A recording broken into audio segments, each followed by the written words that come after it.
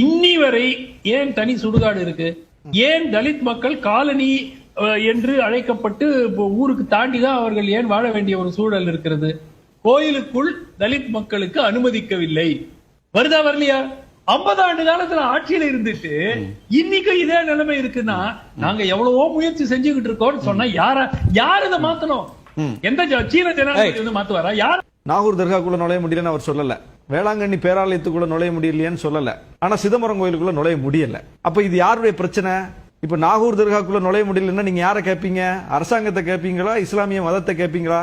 தேவாலயத்துக்குள்ள நுழைய முடியலன்னா யாரை கேட்பீங்க? இவங்க எல்லாம் கிளம்பி வந்து யார சொல்லுவாங்க? இதுதான் கிறிஸ்தவமான்னு கேட்பாங்க, ஆனா இதுதான் திராவிடமான்னு கேட்காங்க.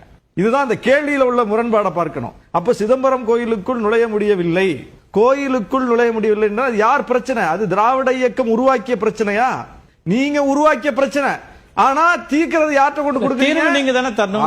எவ்வளவு வருஷத்துல அவரே சொன்னார், 50 ஆண்டு காலம் ஆண்டிருக்கிறீர்கள். அவரே தான் சொன்னாரு அதிமுக கேள்வி கேட்க முடியாது, ஏன்னா அவங்க சித்தாந்த கட்சி இல்ல, நீங்க தான் சித்தாந்த கட்சின்னு திமுக நோக்கி கேட்கிறார். திமுக எவ்வளவு வருஷம் ஆண்டிருக்கு? 15 வருஷம்.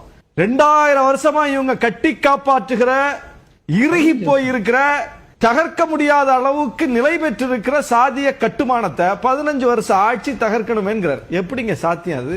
கேள்வி கேட்கறதுக்கு ஒரு நியாயம் வேண்டாமா? அந்த படத்துல சொன்ன மாதிரி கனவுனாலும் ஒரு நியாயம் வேணாமாப்பா?